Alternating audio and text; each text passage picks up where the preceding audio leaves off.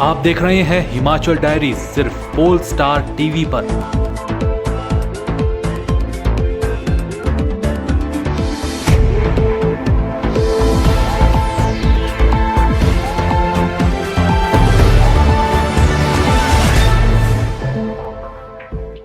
Himachal diaries के प्रायोजक हैं RK hospital Hamirpur, service with quality.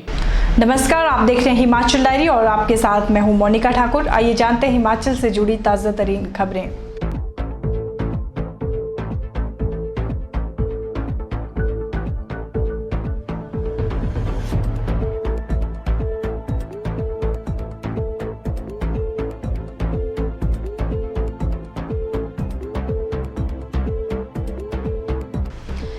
State Olympic games के माध्यम से हिमाचल के खिलाड़ियों को विभिन्न खेलों में भी आगे ले जाने के लिए हमीरपुर में 22 से 25 जून तक स्टेट ओलंपिक आयोजित किया जा रहा है।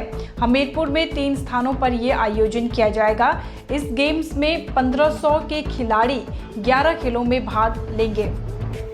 ओलंपिक डे के उपलक्ष्य पर 23 जून से स्टेट ओलंपिक गेम्स की शुरुआत होगी। ओलंपिक रन शिमला से हमीरपुर तक किया जाएगा। सभी जिला मुख्यालयों से टॉर्च रन होगी जिसमें 50,000 छात्र भाग लेंगे। यह जानकारी हमीरपुर के सांसद अनुराग ठाकुर ने शिमला में आयोजित पत्रकार वार्ता के दौरान दी।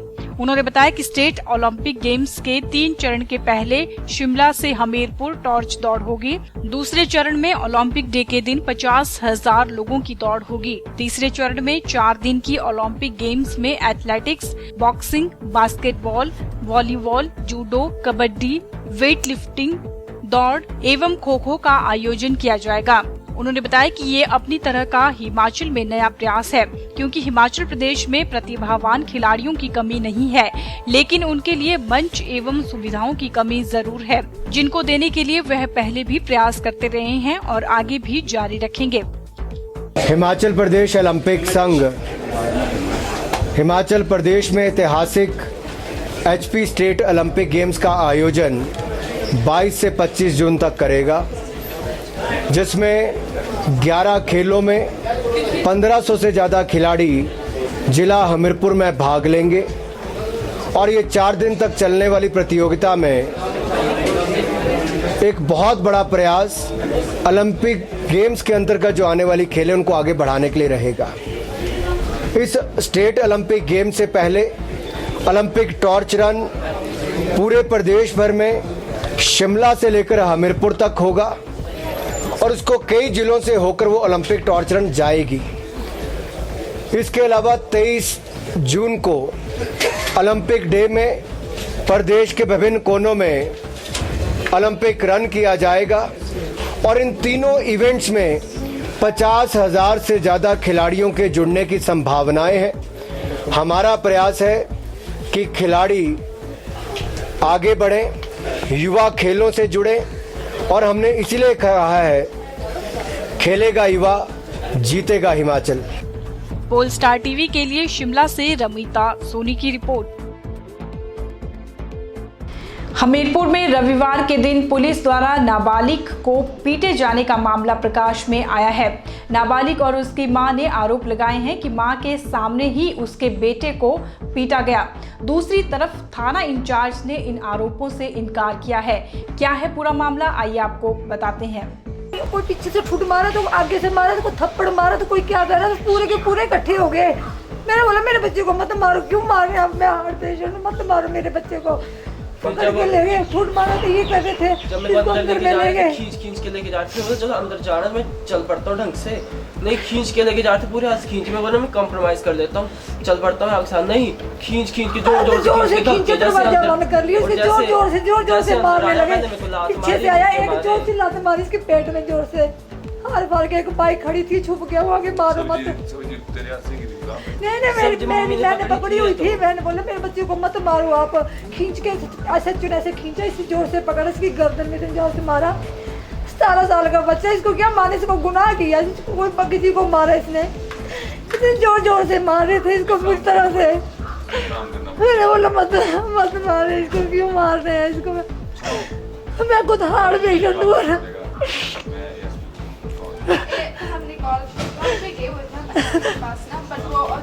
तो सुना आपने, ये उस नाबालिग लड़के की मां है जिसके सामने उसके बेटे को पुलिस ने किसी खूंखार अपराधी की तरह पीटा। मां के रो रो कर बुरे हाल हैं और ये देखिए बेटा पुलिस की मार के निशान हमें बता रहा है।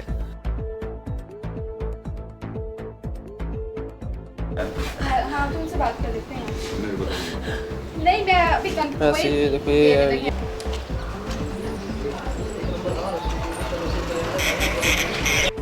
पुलिस पर आरोप है कि पीड़ित लड़के की बहन सदर थाने के सामने स्कूटी पर आई।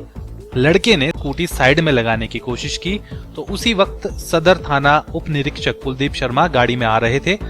आगे क्या हुआ खुद सुन लीजिए पीड़ित की जुबानी।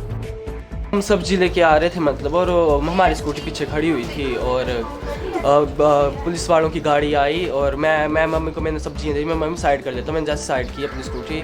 और बाद में जो डीएसपी था उसने जो भी एसएचओ था उसने बोला कि बोला तेरी गाड़ी टूट जाएगी या तोड़ देंगे ना। मैं बोला क्या बोल रहे हो आप मतलब, और वो ऐसे मतलब उसने बोला क्या क्या बोल रहा है। उसने जोर से ऐसे अपना गेट खोला और मेरे से ऐसे मतलब मारने को ही आ गया एक तरह से मुझे, और मैं मारने को बोला तू क्या बोल रहा है। मैं बोला मैंने क्या बोला, मैंने क्या ही तो बोला और मैंने क्या बोला।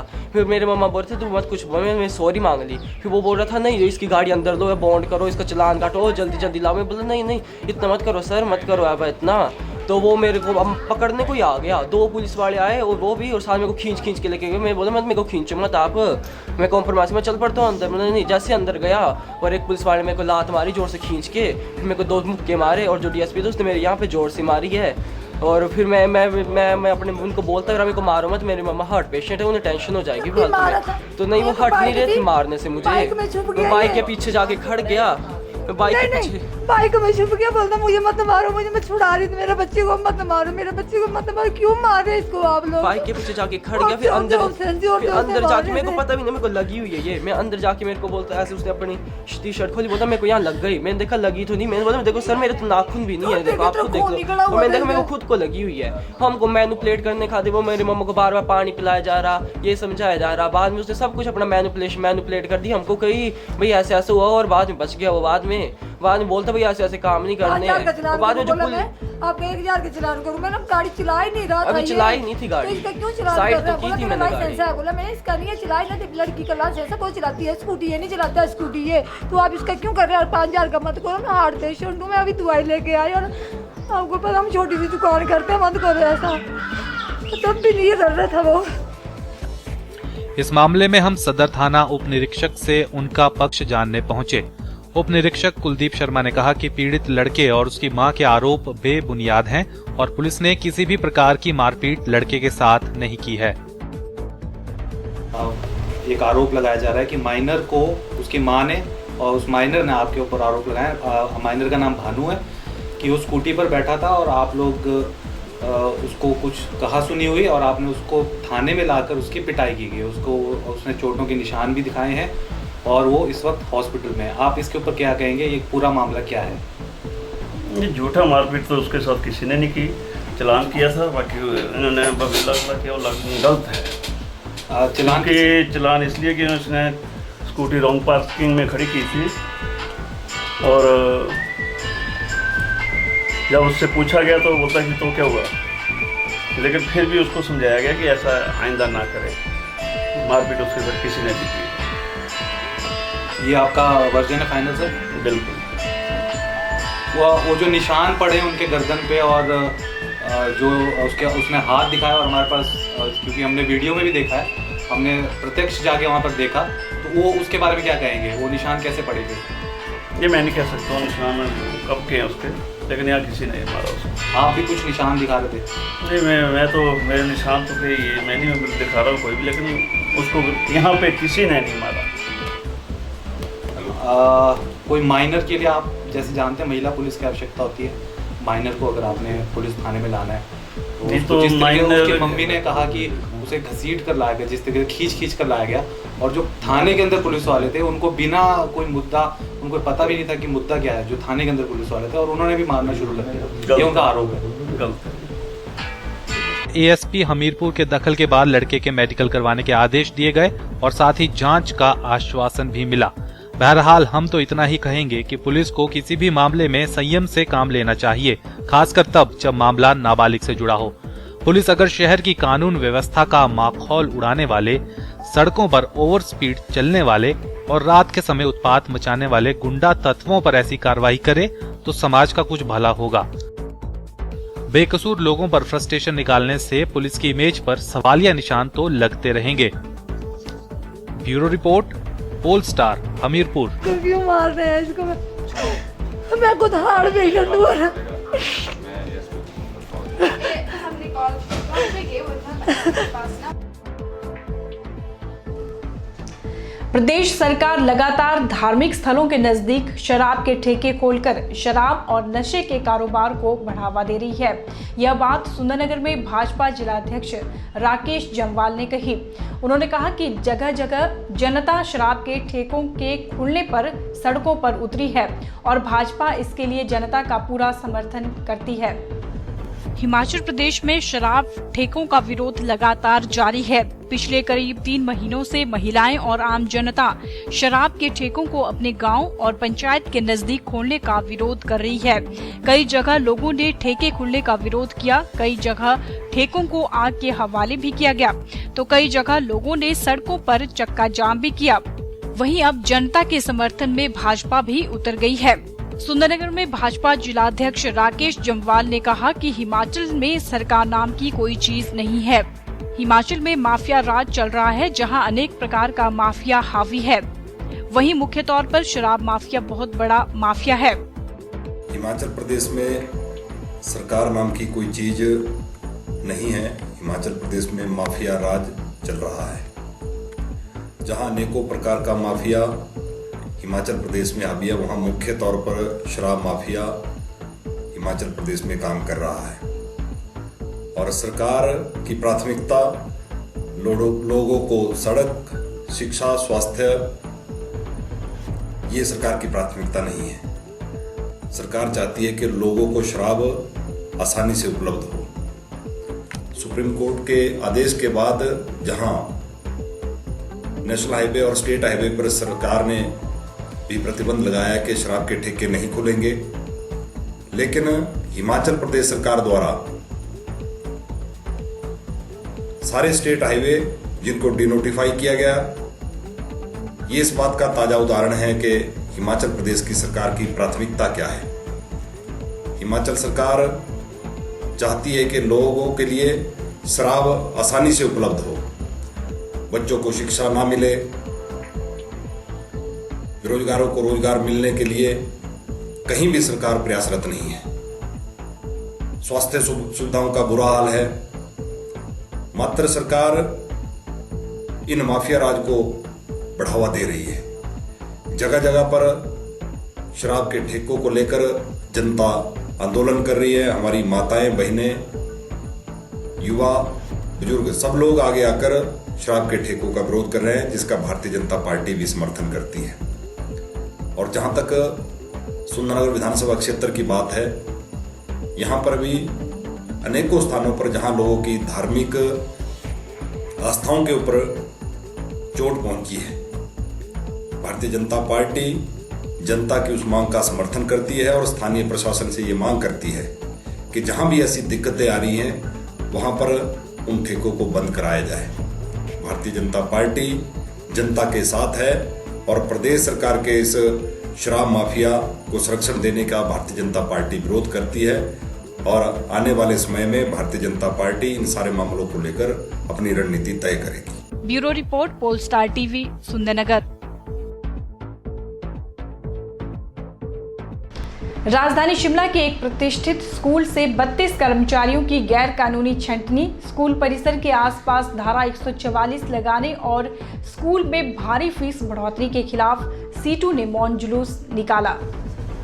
सीटू कार्यकर्ताओं ने मुंह पर काली पट्टी बांधकर डीसी ऑफिस से निकलते हुए जुलूस निकाला। स्कैंडल पॉइंट माल रोड होते हुए कार्यकर्ता रिज मैदान पहुंचे, जहां राष्ट्रपिता महात्मा गांधी की प्रतिमा के पास जाकर बैठ गए।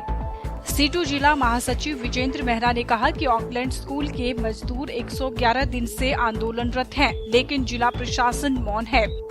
उन्होंने कहा कि स्कूल में बेवजह गैर कानूनी तरीके से धारा 144 लागू कर दी है, जिससे संविधान और लोकतंत्र की हत्या हुई है।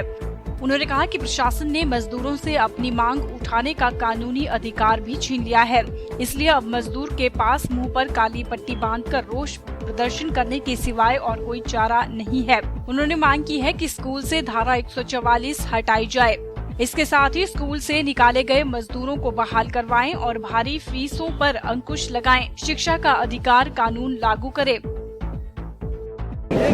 देखिए, पिछले 111 दिन से ऑकलैंड हाउस स्कूल के मजदूर आंदोलन पर हैं और शुरू से इस बात को हम कहते आए हैं कि लगातार श्रम कानूनों की धज्जियां इस स्कूल के अंदर उड़ रही हैं। इस कानून की पालना करवाना डीसी महोदय का काम था, लेबर ऑफिसर का काम था, प्रदेश सरकार का काम था, लेकिन वो काम ना कर मजदूरों के आंदोलन को दबाने की कोशिश की जा रही है। धारा 144 बिना कारण जो लगाई गई है और धारा 144 लगाने के माध्यम से डीसी साहब मजदूरों के आंदोलन को कुचलना चाहते हैं। इसलिए हम ये कहने आए हैं आज मौन जुलूस के माध्यम से कि डीसी साहब, गैर कानूनी तरीके से आपने धारा 144 जो लगाई है वो लोकतंत्र की हत्या है। वो किसी भी सभ्य समाज के अंदर किसी भी नागरिक के आंदोलन को कुचलने की कोशिश है। इसलिए अगर आप लोकतंत्र की हत्या कर रहे हैं, अगर हमें अपनी आवाज़ आप उठाने नहीं देना चाहते हैं, तो हम जो है आज मौन जुलूस के माध्यम से ही अपना विरोध आपके समक्ष करेंगे। और आज 111 दिन में जो कोशिशें जिला प्रशासन की ओर से होनी चाहिए थी, मजदूर क्या बात कर रहा है? मजदूर कह रहा है श्रम कानून लागू होने चाहिए। मजदूर कह रहा है कि 32 मजदूरों को जो नौकरी से निकाला गया गैर कानूनी तरीके से, उनको बहाल किया जाना चाहिए। पोलस्टार टीवी के लिए शिमला से रमिता सोनी की रिपोर्ट। हिमाचल डायरी में अभी रुकते हैं एक छोटे से ब्रेक के लिए। आप बने रहिए पोलस्टार टीवी के साथ।